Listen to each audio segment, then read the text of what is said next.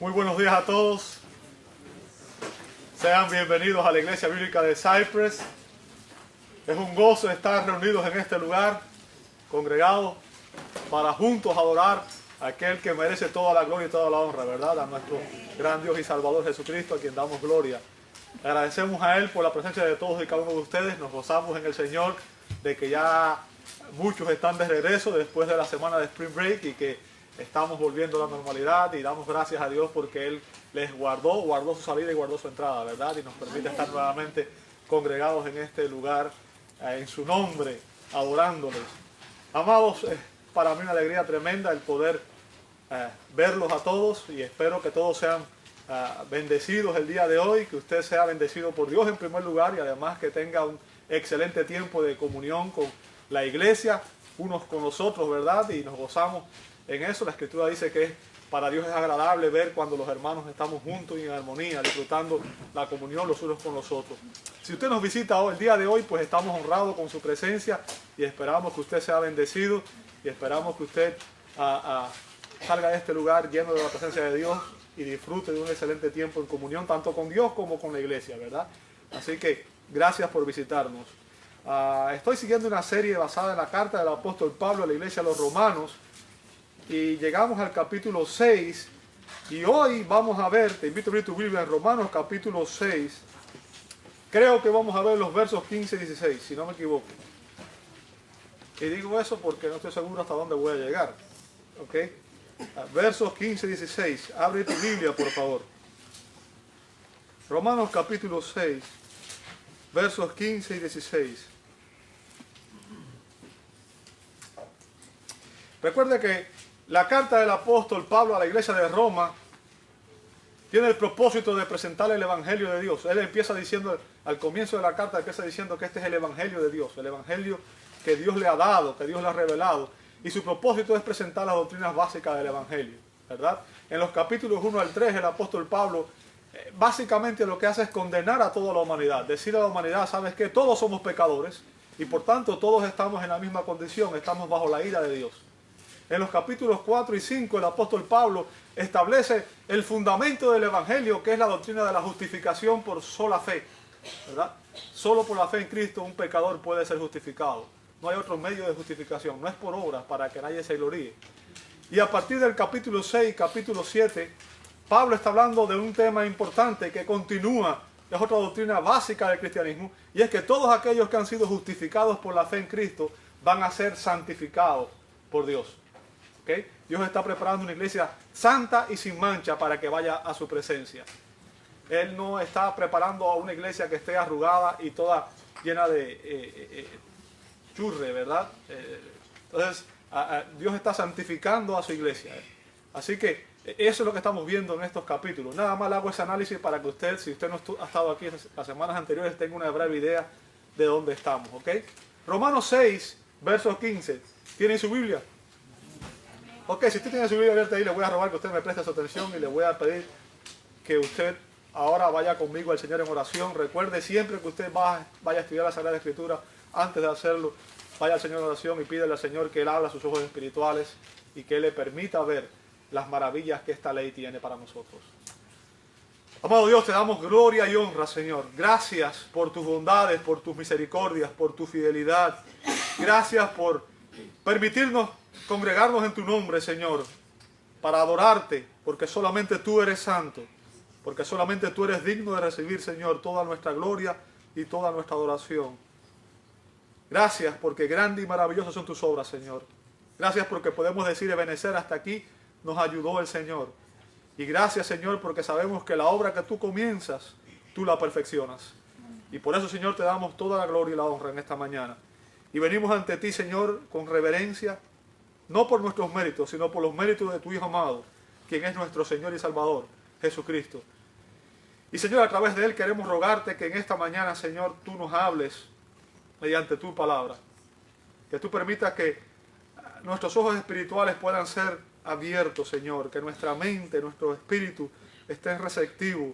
Y que, Señor, al analizar tu palabra lo hagamos con una actitud dócil, una actitud dispuesta a aprender y a ser transformados por ti, Señor. No permitas que salgamos de este lugar de la misma manera que hemos llegado, Señor. Usa tu palabra para bendecirnos y para que nosotros podamos vivir de la manera que tú quieres que vivamos. Vivamos para tu gloria, Señor, y para tu honra, Señor. Lo pedimos en el nombre santo de Jesús y te damos gracias. Amén, amén y amén.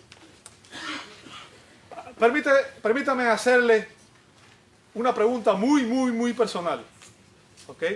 Es algo bien íntimo, bien personal. Yo no quiero que usted me responda a esta pregunta. Yo quiero que usted simplemente se la responda a usted mismo. Y que usted sea honesto con usted mismo. Que no se engañe. ¿Sabe? La Biblia dice que nuestro corazón es engañoso. Y eso significa que muchas veces cuando nos miramos a nosotros mismos, nos vemos mucho mejor de lo que realmente somos. ¿Verdad? Vemos más los pecados de otros que los nuestros. Por eso yo le estoy diciendo, examínese usted mismo, pero sea honesto con usted. Esta es mi pregunta para ti en esta mañana. ¿Eres libre? ¿O hay algún pecado que controla tu vida y te domina? Un pecado que no pareces abandonar, no pareces poder dejar de practicar. Un pecado que constantemente vuelves y vuelves a caer y que del cual pareces ser incapaz de abandonar. Un pecado que te mantiene esclavizado. ¿Eres libre o todavía eres esclavo del pecado en tu vida? Esa es una muy buena pregunta para todos nosotros, ¿verdad? Muy buena pregunta para todos nosotros. Y quizás usted en esta mañana se identifica con lo dicho por un joven colega de Martín Lutero, un joven que se convirtió en un teólogo llamado Philip, y el apellido no lo puedo mencionar, Philip Melanchthon, no sé, era alemán, así que imagínense, usted sabe que los alemanes hablan un poco raro. Este joven escribió diciéndole a Lutero: el viejo Adán es demasiado fuerte para el joven Philip. Alguien me está grabando por ahí. El viejo Adán es demasiado fuerte para el joven Phillips. O sea, él sentía que su vieja naturaleza todavía era demasiado fuerte y que él no podía deshacerse de esos hábitos pecaminosos. ¿Verdad? ¿Sabe? Lamentablemente, esa es la experiencia de muchos cristianos hoy. Que como Phillips parecen continuar esclavizados por el pecado.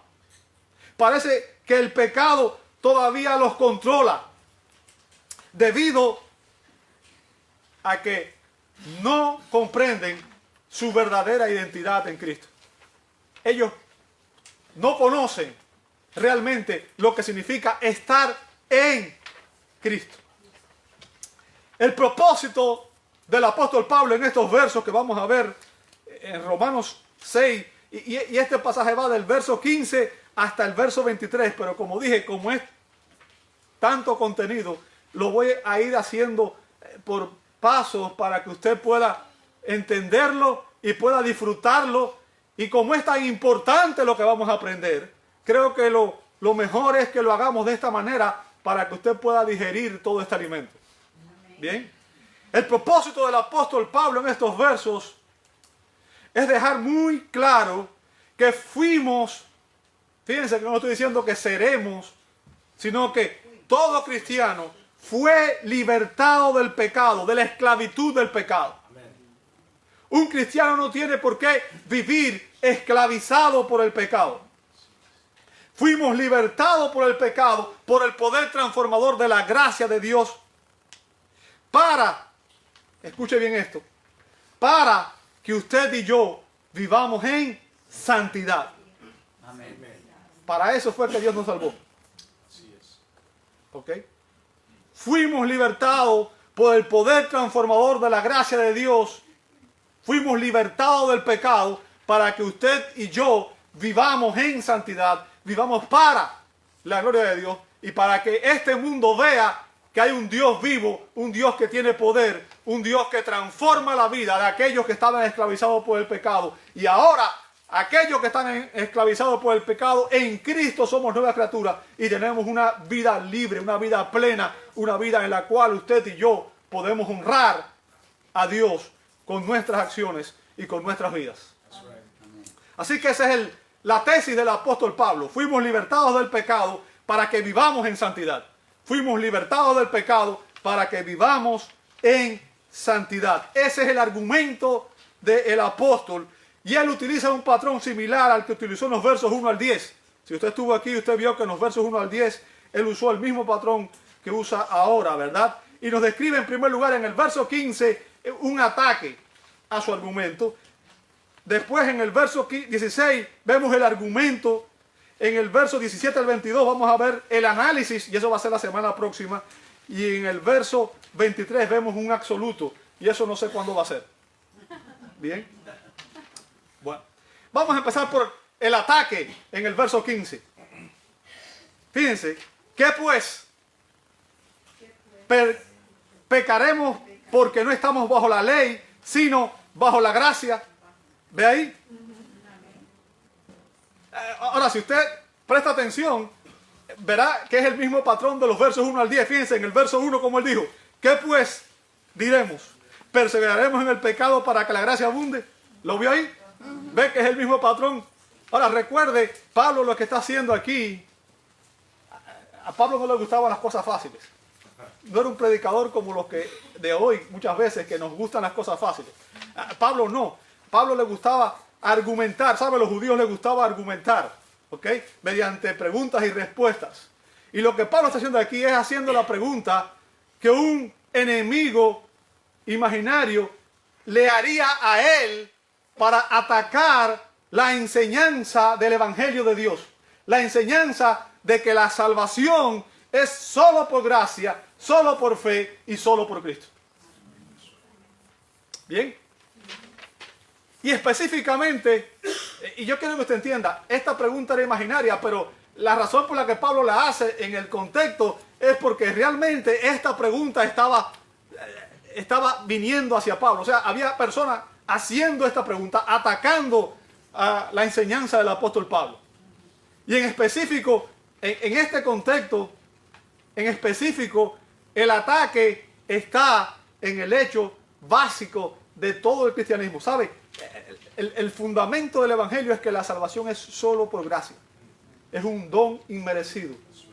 Es algo que Dios nos da, no porque nosotros lo merezcamos, no porque nosotros lo hemos ganado, no porque hay nada bueno en ti o nada bueno en mí que nos haga merecedores de ese don. O sea, es un ataque a la doctrina fundamental del Evangelio, que es la doctrina de la gracia de Dios.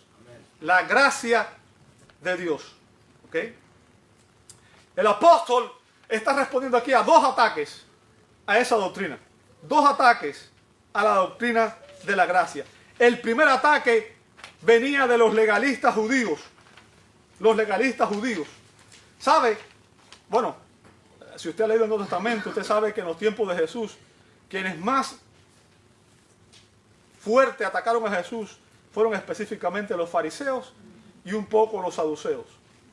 Bien. Ahora, los legalistas judíos creían que rechazar la ley de Moisés como único camino de salvación conduciría a las personas a la inmoralidad. Ahora, ¿escuchó mi argumento? Rechazar la ley de Moisés como único camino de salvación conduciría a las personas a la inmoralidad. Ahora, si usted ha venido siguiendo esta serie, usted sabe que la ley nunca fue dada como un medio de salvación. Porque la ley lo que hace es definir el pecado y demostrar que todos nosotros somos pecadores y que nadie puede obedecer a la perfección la ley de Dios. Y aparte de eso, la ley tiene el propósito de demostrarnos, servir como maestro, como guía y llevarnos a donde único podemos encontrar salvación, que es en Cristo. Es nuestro ayo para llevarnos a Cristo. Pero para los judíos legalistas, la ley, supuestamente, ellos podían cumplirla. Ahora, pensar eso sería pensar que usted puede ganar el cielo por sus buenas obras. Vamos a decirlo de esa manera. Yo soy tan bueno que yo puedo ganar el cielo. Ahora, ¿sabe cuando Jesús confrontó a las personas que pensaban así? Le dijo, ¿sabes qué? Sean perfectos como vuestro Padre que está en los cielos es perfecto. Y la pregunta es, ¿quién de nosotros es perfecto? Que levante la mano. Nadie, ¿cierto? Entonces, si usted no es perfecto, ni yo soy perfecto, nadie puede ganar el cielo por obediencia a la ley. ¿Entendió eso? Amén. Pero los judíos creían eso. ¿Okay? Ellos eran legalistas. La ley moral, yo quiero que usted entienda, y esto es importante por lo que le voy a explicar después. Bien, en el Antiguo Testamento había dos clases de leyes, la ley ceremonial y la ley moral. Bueno, habían tres, pero bueno, esa es la más importante para que usted conozca. Bien, la ley ceremonial terminó, fue abolida cuando Cristo vino y murió en la cruz del Calvario. ¿Qué significa ley ceremonial? ¿Sabe? En el Antiguo Testamento estaba el sacerdote, estaba el templo y la gente tenía que venir con carneros y ovejos y ofrecer sacrificios y matar al animal y llevarlo sobre el propiciatorio. ¿Recuerda eso, verdad? Ahora, usted no tiene que traer un ovejo aquí para sacrificarlo por la mañana, el domingo de la mañana, ¿cierto? ¿No? Entonces, Cristo cumplió toda la ley porque mire, todos los pactos, todas las profecías y todas las promesas del Antiguo Testamento estaban señalando a Cristo. Cristo es el cumplimiento de todas esas cosas. Por eso él pudo decir a los judíos, escudriñen las escrituras porque a ustedes les parece que en ellas tienen vida eterna y ellas son las que dan testimonio de mí. Todo eso ritos del Antiguo Testamento eran una señal de Cristo. Anunciaban a Cristo. Bien, cuando Cristo vino, todos esos ritos dejaron de funcionar. Por eso Jesús le dijo a la samaritana, ¿sabes qué? Ya no va a ser ni en Jerusalén, que era donde estaba el templo judío y donde los judíos adoraban. Ya no va a ser en Jericó ni en ningún otro lado. Los verdaderos adoradores van a adorar al Padre en espíritu y en verdad. Hay una transición. ¿Bien? Entonces, la ley moral que está en el Antiguo Testamento y obviamente también viene en el Nuevo Testamento, fue dada como una norma de vida, incluidos los 10 mandamientos. Usted sabe cuáles son, ¿verdad? Fue dada como una norma de vida, una expresión de la voluntad de Dios para controlar y gobernar nuestras conductas. ¿Entendió hasta ahí? O sea, la ley tiene el propósito de regular la conducta de las personas. Es lo mismo que la ley, si usted ve, vivimos en un país donde existen leyes. ¿Y la ley qué hace? Restringir la libertad de las personas en el sentido de que les pone limitaciones. Usted puede hacer cosas hasta que no viole esa ley. ¿Verdad? Entonces, la ley moral fue dada como una norma de vida, una expresión de la voluntad de Dios para controlar y gobernar nuestra conducta. Y si quedara abolida, o sea, si no hubiera más ley, si la ley moral hubiera quedado abolida, entonces usted y yo estaríamos libres de toda restricción moral. ¿Escuchó eso? Estaríamos libres de toda restricción moral. ¿Sabe? Y eso es lo que quiere la gente hoy. Tu verdad no es mi verdad. Por eso es que un hombre puede decir yo soy mujer y le hacen una operación para cambiar el sexo. Si un hombre dice yo soy un conejo, van a decir está loco, llévalo para el psiquiatra. Pero si dice yo soy mujer, le hacen la operación y la paga el gobierno. No queremos restricciones morales. No queremos a un Dios que nos controle. Queremos vivir como nos da la gana. ¿Cierto? Y si la ley moral, la ley que Dios dio, estuviera abolida, entonces usted y yo estaríamos libres de toda restricción moral y podríamos pecar cuanto quisiéramos. ¿Verdad? Esa era la conclusión a la que llegaban los judíos legalistas. O sea, lo que estaban diciendo es, ¿sabes qué? La gracia conduce al libertinaje. Esa era su conclusión. Obviamente porque ellos no entendían el poder transformador de la gracia. ¿Bien? ¿Entendió esa parte hasta ahí? Muy bien. El otro ataque provenía de otro punto diferente. Un punto conocido como antinomianismo. Ahora usted dirá, esa palabra está fea, ¿cierto? Bueno, se la voy a decir para que usted entienda lo que significa. Anti significa contra. Nomos en griego significa ley. Significa la persona que está contra la ley. ¿Ok? La persona que no quiere tener nada que ver como ley. Ahora, los antinomianos, escuche bien, rechazan la ley no solo como medio de salvación, y en eso estamos de acuerdo porque la ley no nos salva, la ley nos condena, ¿bien? Pero ellos no solo la rechazan como medio de salvación, sino que también como una forma de conducta apropiada, una norma de conducta apropiada. ¿Me escuchaste? O sea, no quieren tener nada que ver con la ley.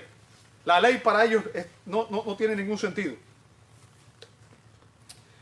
Su punto es, si la salvación es solo por gracia, mediante la fe en Cristo, sin las obras de la ley, y eso es lo que ellos tienen en mente, ¿verdad? Sin cumplir la ley, si la salvación es solo por gracia, no tenemos que cumplir la ley, entonces podemos desobedecer la ley sin perder la salvación. Ese es el punto que llegan ellos. ¿Ok? Y se podría decir que esta clase de salvación nos da libertad plena para pecar. Bien.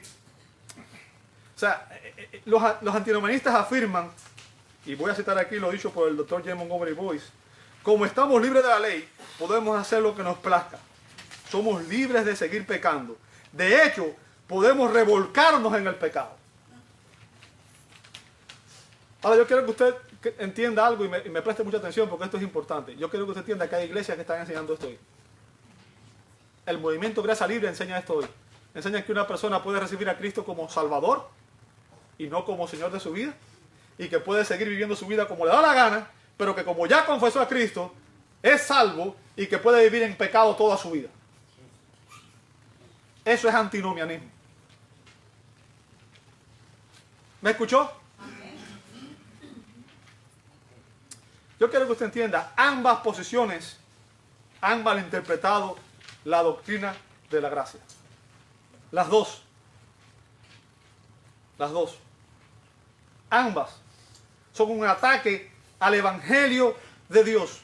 Y es importante que la iglesia conozca el verdadero Evangelio. Y es por eso que Pablo escribió esta carta, para que la iglesia no sea ignorante, que es lo que pasa muchas veces hoy, que la iglesia está esperando que sea el líder y el pastor el único que sepa, y ellos vienen nada más como pichones en el nido, ¿verdad? Y no estudian la Sagrada Escritura. Y si el pastor dice un disparate, la gente dice amén, amén, amén, a todo lo que el pastor dice. Yo quiero que usted entienda, yo nunca le he pedido a ustedes que usted diga amén a todo lo que yo digo. Yo le siempre he dicho, sea como la iglesia de Berea, que cuando Pablo estaba predicando, ellas confrontaban la enseñanza de Pablo con la Escritura. Estudie la Escritura, analice la Escritura, analice los argumentos para que nadie le engañe. Sí. Amén. ¿Ok? Veamos la respuesta del apóstol Pablo a este ataque en que supuestamente el Evangelio de la gracia conduce a las personas al ataque. Veamos su respuesta. Ahí mismo en el verso 15 al final dice, Pablo responde, en ninguna manera. ¿Sabe? Pablo utiliza la misma negación enfática del verso 2. En el verso 2 dice, en ninguna manera. ¿Lo ve ahí? Es la misma negación enfática. Él responde, no, no y 1000 veces no. Eso no es así. ¿Ok? De ninguna manera. Eso no es lo que enseñamos. Eso no es lo que enseña el Evangelio de Dios.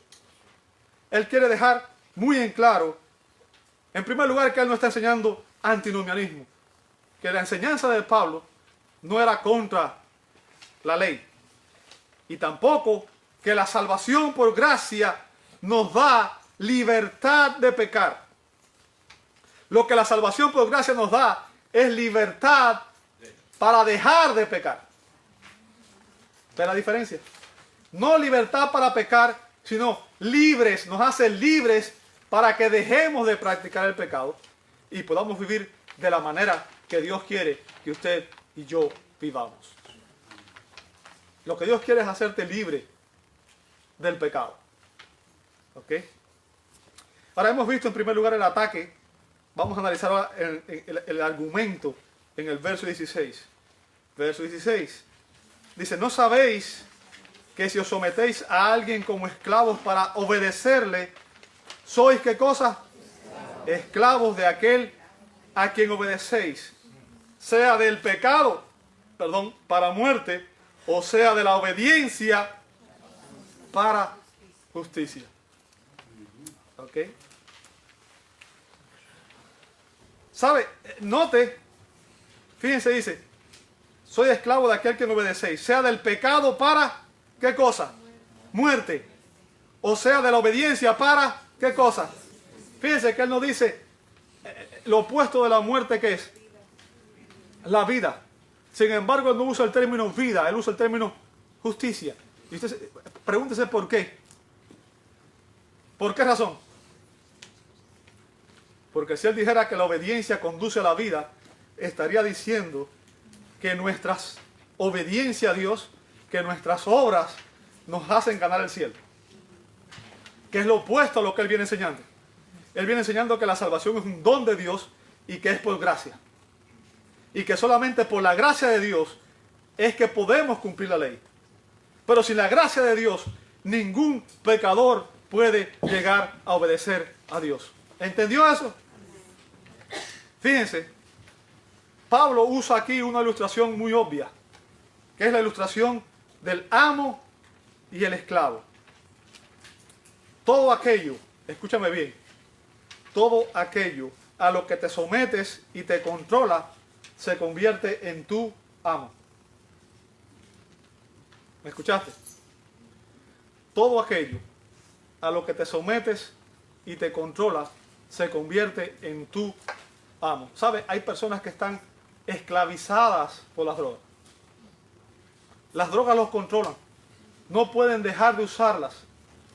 Son capaces de venderlo todo, de matar a su familia por conseguir el dinero para comprar la droga. ¿Por qué? Porque son esclavos de la droga. Hay personas que son esclavas del alcohol. Hay personas que son esclavas del sexo. Hay personas que son esclavas del trabajo. Hay personas que son esclavas de, póngale el tipo de esclavitud que es cualquier cosa que te domine, que te controle y de la cual tú no tengas libertad, es tu amo. ¿Ok? Un esclavo, por definición, es alguien que carece de libertad y derechos propios por estar sometido de manera absoluta a la voluntad y al dominio de otra persona o vicio que es su dueño, quien lo controla. ¿Me siguió hasta ahí?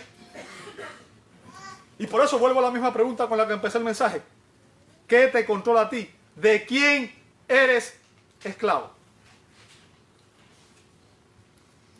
¿De quién eres esclavo? ¿Qué te domina? ¿Sabe? Lo primero que yo quiero que usted entienda, y el primer énfasis de este verso, es que no existe ningún ser humano. Fíjense lo que estoy diciendo.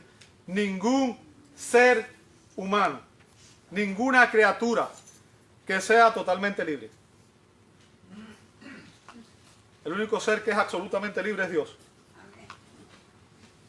Pero toda criatura, todo ser humano, tiene algún dueño. Tiene algún amo. Todos tenemos a alguien a quien estamos sujetos. ¿Ok? O sea, las personas hoy dicen, yo quiero libertad, yo quiero libertad.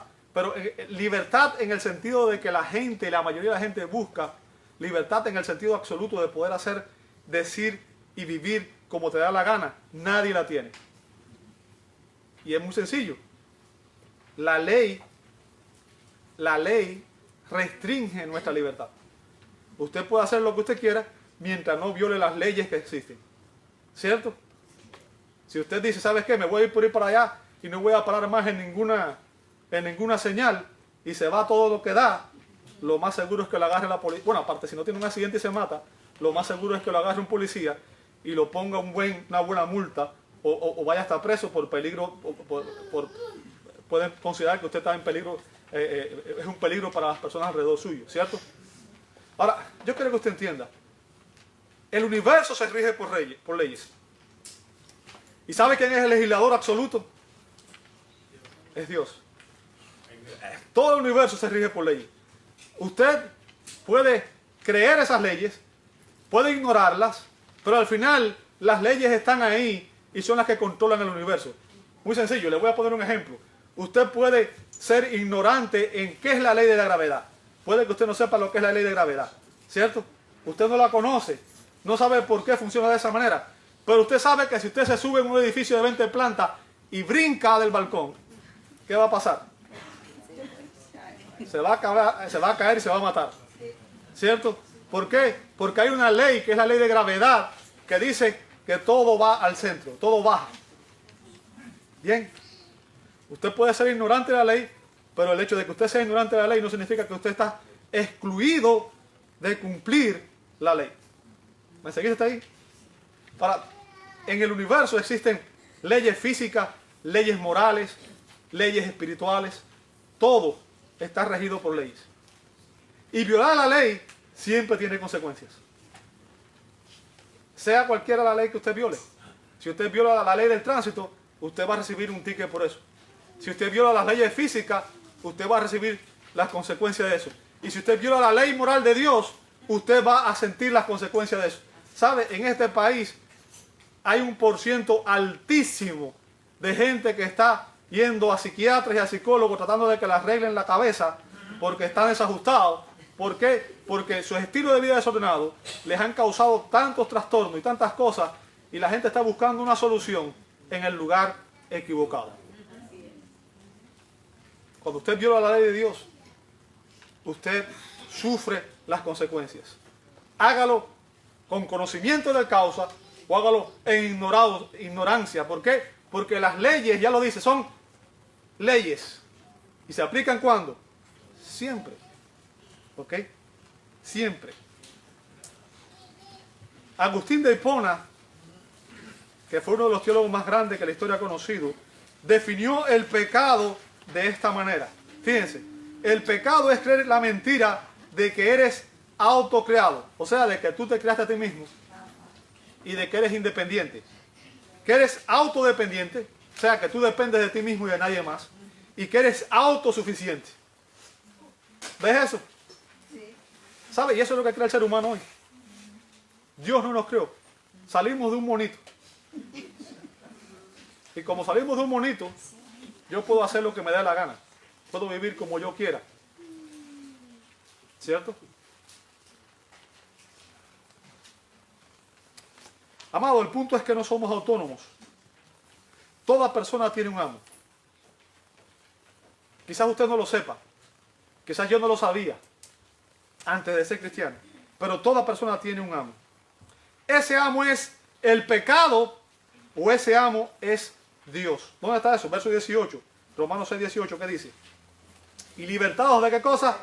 Del pecado. Viniste a ser siervo de la justicia. ¿Sabe quién es la justicia? Dios. Solamente Dios es justo.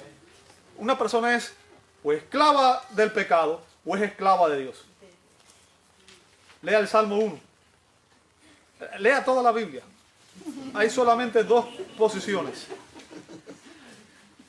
No se rían. ¿Sabe? Yo leo la Biblia todos los años. Completa, de Génesis a Apocalipsis. Todos los años. Desde que me convertí. Porque de esa manera tú obtienes un panorama de la Biblia. Todos los días leo unos pasajes. 4 capítulos. 4 capítulos diarios. Y en un año usted lee la Biblia entera. Se puede. ¿Ok? No es imposible. Así que lea la Biblia. O usted es esclavo del pecado, o usted es esclavo de Dios. No hay un término medio. Las personas hoy quieren decir, ¿sabes qué? Yo soy término medio. El domingo vengo a la iglesia y tengo un pie con el Señor. pero el lunes yo vivo mi vida como me da la gana y tengo un pie en el mundo. No funciona de esa manera. ¿Eres esclavo del pecado o eres esclavo de Dios? La diferencia es abismal, porque la esclavitud del pecado es una esclavitud que trae todas las consecuencias negativas. Ser esclavo de Dios, Dios es un amo amante, un amo que te provee todo lo que tú necesitas, un amo que cuida de ti, un amo que te da solamente no la vida, sino que Él dio la sangre de su Hijo por amor a ti. Esa es la diferencia abismal. ¿Ok? Un amo tiránico a un amo amante y cuidadoso. Las diferencias son abismales. Pero al final de cuentas, cada ser humano o es esclavo del pecado de Satanás y de sus pasiones pecaminosas, o es esclavo de Cristo y vive para su gloria. Y no hay término medio en cuanto a eso. Tú no puedes escoger cómo vas a vivir a un término medio. Y digo esto porque, como dije, el movimiento Gracia Libre afirma que hay personas que pueden recibir a Cristo como Salvador y no como Señor de sus vidas. Yo quiero que te entiendas, es una enseñanza falsa. Cristo no va a salvar a nadie que no se someta a su señorío. Él dijo, si alguno quiere venir después de mí, niéguese a sí mismo. ¿Qué significa? Sométete a mí.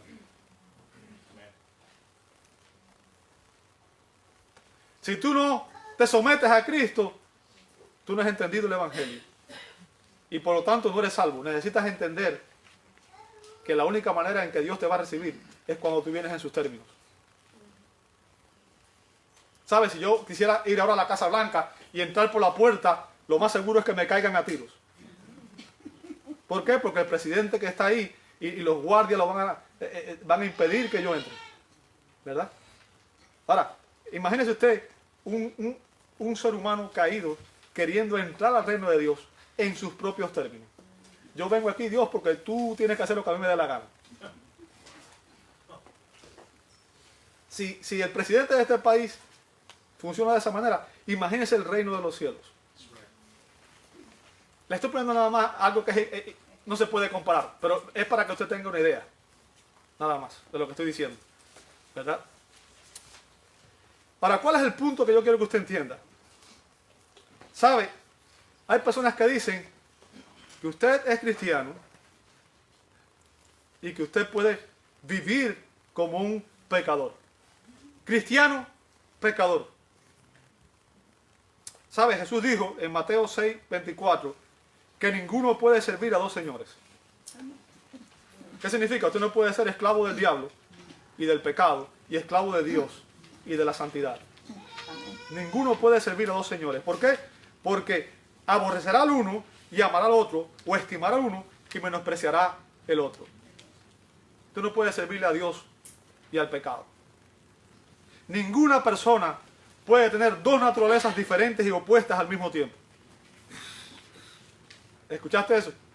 En Cristo somos nuevas criaturas. Escucha bien lo que estoy diciendo, porque esto es importante. Un cristiano es una nueva criatura. No es una vieja criatura, es una nueva criatura. Si alguno está en Cristo, es una nueva criatura. Segundo los Corintios 5:17. Está ese texto. Por si no lo sabe. ¿Ok? Así que ninguna persona puede vivir en dos mundos espirituales diferentes y opuestos al mismo tiempo. ¿Qué significa? Usted no puede vivir en el reino de Satanás y en el reino de Dios al mismo tiempo. Que es lo que queremos muchas veces. Comprometerme un poquito con Dios para que Él me salve, pero vivir con el diablo para vivir como me da la gana y seguir disfrutando la vida. ¿Cierto? Lo que la gente llama disfrutar. Pero ninguna persona puede tener dos naturalezas diferentes y opuestas al mismo tiempo. Y en Cristo somos nuevas criaturas. Y ninguna persona puede vivir en dos mundos espirituales al mismo tiempo y opuestos al mismo tiempo. O permaneces en el reino de las tinieblas y sigues siendo un inconverso y estás sin Cristo y necesitas salvación. O has sido trasladado al reino de Cristo y estás en Cristo y eres salvo y eres un hijo de Dios, según Colosenses 1:13. ¿Me escuchaste? Aquellos que están en Cristo, los que estamos en Cristo, nuestra ciudadanía hoy está ¿dónde? En los cielos. En los cielos. Ese es nuestro reino. Allí está nuestro corazón. Allí está nuestro futuro, nuestro hogar, nuestra casa, nuestro padre, nuestros hermanos, nuestra familia, nuestro anhelo. Por eso se nos dice, hagan tesoros en el cielo y no en la tierra. ¿Por qué? Porque esta casa que tienes aquí es temporal, es prestada, aquí eres un peregrino, estás de paso. Usted va de viaje a cualquier país y usted no se muda con toda su casa. Usted va de visita, usted no se lleva la casa entera. Bueno, hay mujeres que se llevan como 15 maletas, pero bueno. Pero de todos modos, no se lleva toda la casa, ¿cierto? ¿Por qué? Porque usted está ahí nada más de paso, ¿cierto? ¿Sabe? La mayoría de nosotros nos aferramos a esta vida y pensamos, esta es mi vida, este es mi hogar, esta es mi carro, esta es mi... Déjame decirte, en primer lugar, nada de eso que tienes es tuyo. Dios te lo da. Y también te lo puede quitar cuando le dé la gana, como le pasó a Job. ¿Ok? Pero el punto que quiero que entiendas es que no debes aferrarte a nada en este mundo, porque nada en este mundo va a permanecer contigo. Viniste desnudo del vientre de tu madre y desnudo vas a partir de este mundo. No te vas a llevar nada para la otra vida. ¿Ok? Aunque te pongan ropa en el ataúd, de todos modos, ese cacarón que quedó ahí lo van a enterrar y se va a hacer polvo. ¿Entiendes eso? Entonces, todo lo que a veces nosotros enfatizamos en nuestra vida y nos matamos trabajando para tener más y más y más. ¿Y sabe qué? Al final perdimos la vida y no valoramos las cosas que realmente valen la pena. No tuvimos comunión con Dios, no disfrutamos la familia, no disfrutamos nuestros hijos, perdimos el tiempo en cosas que realmente no son esenciales en la vida. Ojo, no estoy diciendo con eso, me voy para mi casa, me voy a vivir sin trabajar para que me mantengan. La Biblia dice que el que no trabaja, que no coma. Lo que estoy tratando de explicarle es que uno trabaja para vivir y no vive para trabajar. Come para vivir y no vive para comer. ¿Ok? Hay una diferencia entre lo que es correcto y Dios estableció todas esas cosas y el diablo a veces toma esas cosas y las convierte en un hábito pecaminoso. ¿Me entendió? ¿Ok? O eres esclavo del pecado debido a que por tu nacimiento físico estás en Adán, o eres esclavo de Dios debido a que has nacido de nuevo y estás en Cristo. Esas son las dos posiciones que existen. La pregunta es, ¿en qué reino estás tú? ¿Quién es tu amo? ¿A quién responde? ¿Quién controla tu vida? Si la controlas tú mismo, todavía no estás en Cristo. Si la controla el pecado, algo está mal. Y no estoy diciendo con eso que no puede ser cristiano. Voy a aclarar eso más adelante. Pero aquellos que practican el pecado como un estilo de vida, escúchame bien, aquellos que practican el pecado como un estilo de vida y son esclavos del pecado, algo está mal con ellos. ¿Ok? ¿Sabes? Jesús le dijo a los judíos en Juan 8:34, de cierto os digo, que todo aquel que hace pecado, ¿qué cosa? Esclavo es del pecado. Fíjense, la expresión hace pecado significa practicarlo como un hábito, como un estilo de vida. Y el apóstol Juan nos advirtió al respecto en 1 de Juan 3:8. Él dice, el que practica el pecado como un estilo de vida, como un hábito, ¿es de quién? Eso no lo dije yo. Él lo dijo Juan, el apóstol. Si usted vive en pecado habitualmente, constantemente, algo está mal con su vida espiritual. ¿Ok? Dice, porque el diablo peca desde el principio. Pero para esto apareció el Hijo de Dios. ¿Para qué? Para deshacer las obras del diablo. ¿Así que está ahí? Ahora yo quiero que usted entienda, los pecadores sin Cristo solo pueden pecar porque ellos son esclavos del pecado, por naturaleza. ¿Bien? ¿Ok? Y están sujetos al pecado. El pecado es su amo, eso es lo que dice Romanos 6:20. Porque cuando eras, ¿qué cosa? Esclavo del pecado. O sea, todos los pecadores éramos esclavos del pecado.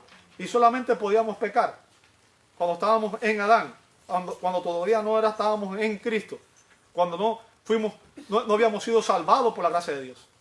¿Me sigue hasta ahí? ¿Ok? Ahora, los pecadores creen que son libres y rechazan a Dios porque consideran que Dios limita su libertad y que les impide disfrutar su vida. Yo no sé si a usted le ha ocurrido, pero yo he hablado con gente que me dice, no, yo no quiero saber nada de eso porque yo quiero vivir como yo quiero. Yo tengo 3 mujeres y a mí me gusta adulterar. Otros que dicen, no, yo quiero seguir tomando. Y nunca le he dicho a la gente, tienes que dejar esto para ser cristiano. ¿Sabe? Nunca he predicado un evangelio de obras. Yo entiendo que la salvación es por gracia. Y que uno deja de practicar el pecado cuando Dios te transforma tu corazón, transforma tu mente y te hace entender a ti que esas cosas que tú practicabas realmente no son libertad, sino son esclavitud. Y que lo que hacen es robarte el gozo, la paz, la tranquilidad y llevarte a ti a la agonía. ¿Me entiendes? Pero hay personas que ese es su estilo de vida y ellos quieren vivir así. Yo quiero hacer lo que me da la gana. Y sabe, lamentablemente todos nosotros tenemos algún pecado que en algún momento nos controló. Sea el sexo, sea la droga, sea el trabajo, sea lo que sea. Porque a cualquier cosa uno puede convertirlo en un hábito pecaminoso. ¿Me escuchaste? Ahora,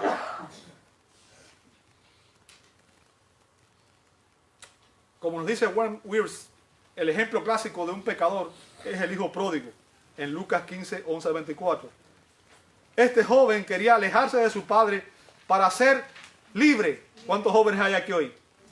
¿Cuántos quieren abandonar a los padres? Quisieran, mi papá me tiene cansado, ¿verdad? Nada más sabe, haz la tarea, estudia, haz esto, ve a la escuela. Y cuando uno es joven, ¿qué es lo que quiere uno? Hacer lo que le da la gana, ¿cierto? Vivir como le da la gana, sin restricciones. No quiero que papá me diga nada. El joven rico quería alejarse de su padre para ser libre, para divertirse, que es lo que dice la juventud. A mí me dicen, mis hijos me dicen que yo soy un viejo aburrido. Y es verdad, tienen razón. Yo nací viejo. Pero fíjense, su rebelión solo llevó más y más a la esclavitud.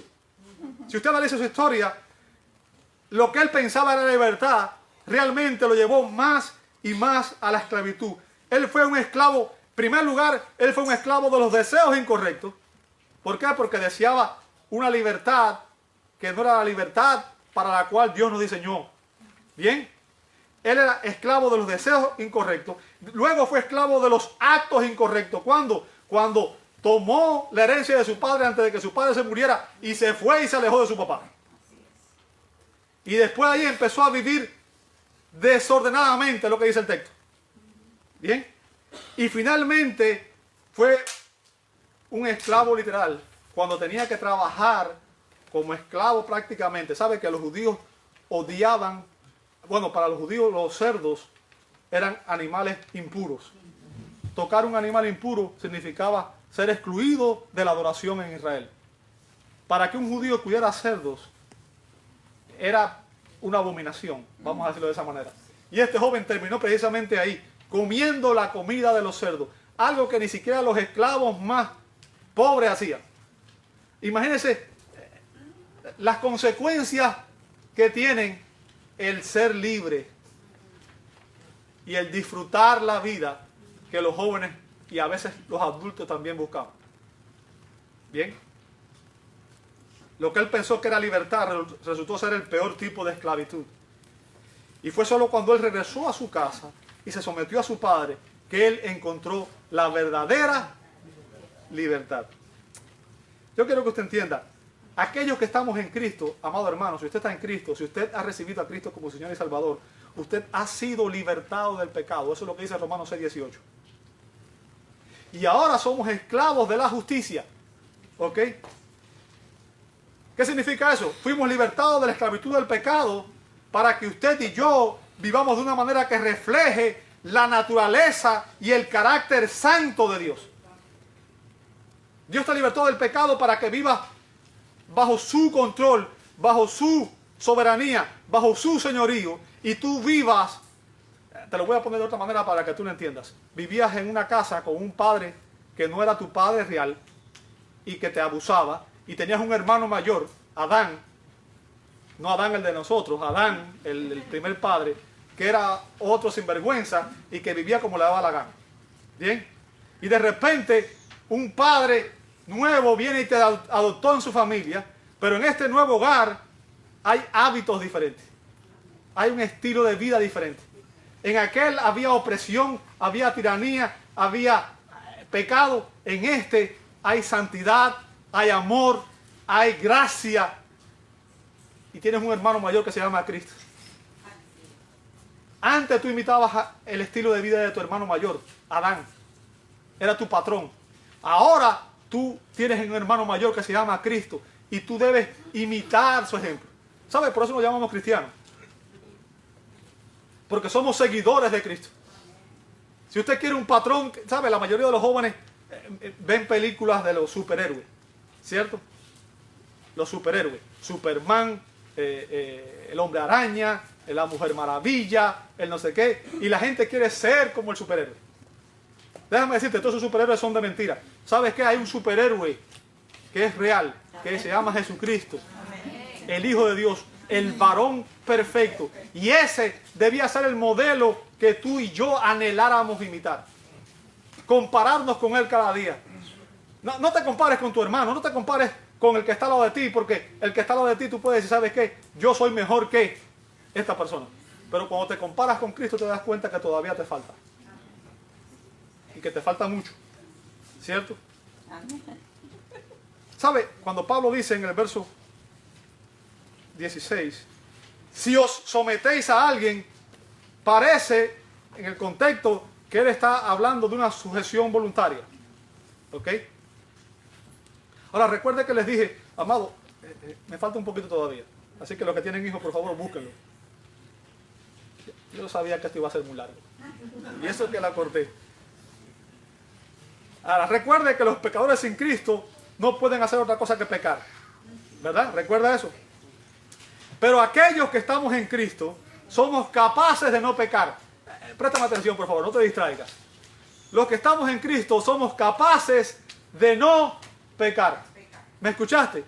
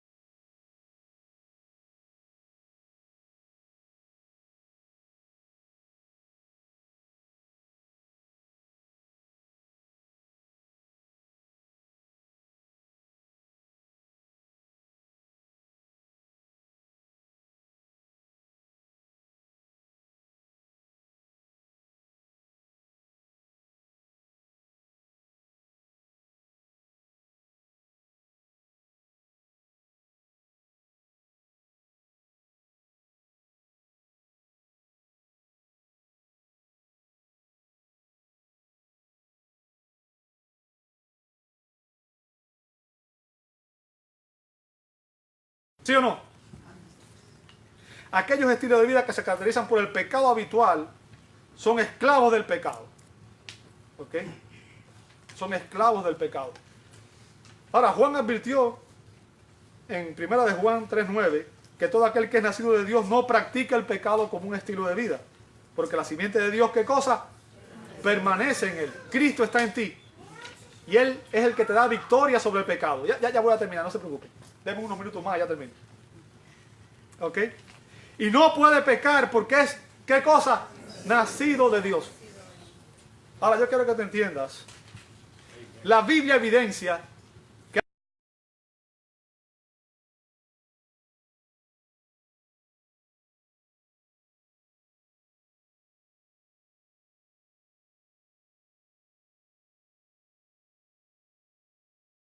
puede haber un creyente genuino que en un punto de su vida haya cedido al pecado y esté siendo esclavizado por un tiempo por el pecado.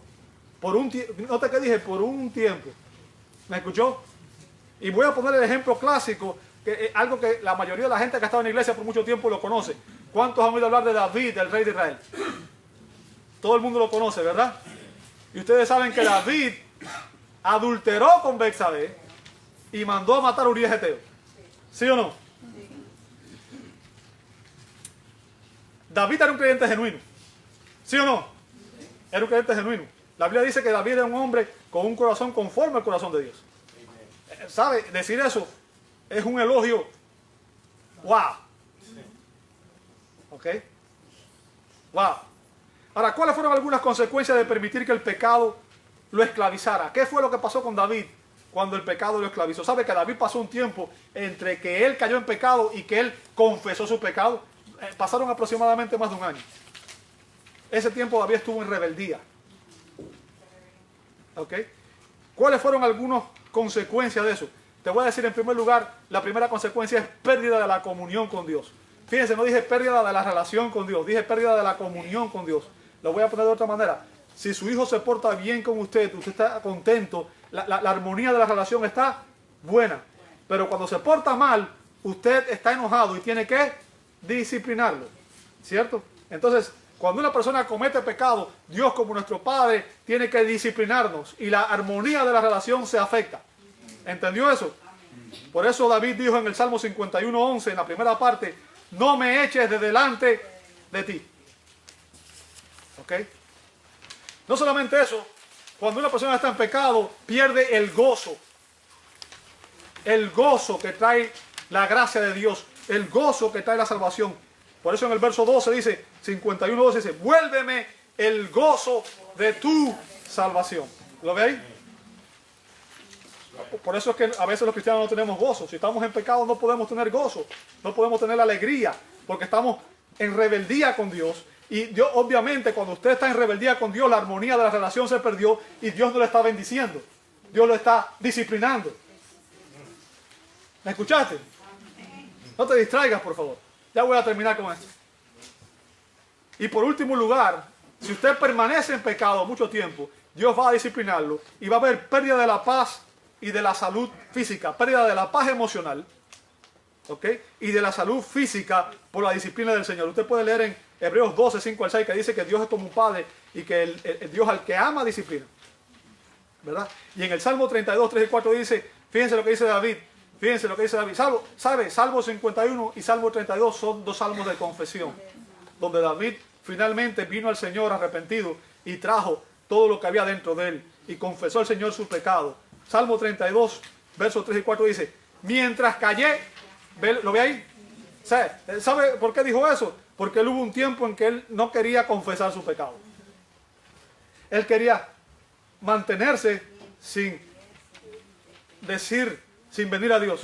Mientras callé, ¿qué pasó? Se envejecieron mis huesos. O sea, me estoy poniendo más viejo. Es como que me han caído los años arriba. Bien. En mi gemir todo el día. ¿Qué significa? Todos los días estaba gimiendo, estaba angustiado, no tenía tranquilidad, no tenía paz. ¿Lo ve conmigo? Sí. Y después dice ¿por qué? Porque de día y de noche se agravó sobre mí tu mano y se volvió mi verdor, mi juventud, mi esplendor como sequedades de verano. ¿Qué significa? Toda la paz, toda la tranquilidad la perdí. ¿Y alguna vez usted ha visto una persona que ha vivido un estilo de vida desordenado? Cómo envejecen a una velocidad vertiginosa. ¿Sabe? Las personas que tienen malos hábitos de vida, personas que practican hábitos como las drogas y todo lo demás, usted ve que se destruyen en poco tiempo. Se acaban en poco tiempo. Porque eso es lo que hace el pecado. El pecado promete, pero roba, destruye, acaba. ¿Ok? Acaba. ¡Wow! No, voy a dejarlo en mano porque todavía me falta un poco más y ya me extendí demasiado. Les invito a orar un momento y después voy a hacer unos anuncios para terminar. Amado Dios, te damos gracias. Gracias por esta palabra que tú nos has enseñado en esta mañana y gracias porque a través de ella, Señor, tú traes convicción a nuestras vidas. Permite que examinemos nuestras vidas ante ti, Señor, y que seamos honestos, Señor. Ayúdanos a someternos a tu señorío y permite que vivamos para tu gloria, Señor. Quita en nosotros, Señor, cualquier actitud, cualquier pecado, cualquier rebeldía que nos impida tener plena comunión contigo. Y ayúdanos, Señor, para que podamos vivir en santidad. Lo pedimos en el nombre de Jesús. Amén y amén. Ok, hermanos, no voy a pedir ni a John ni que...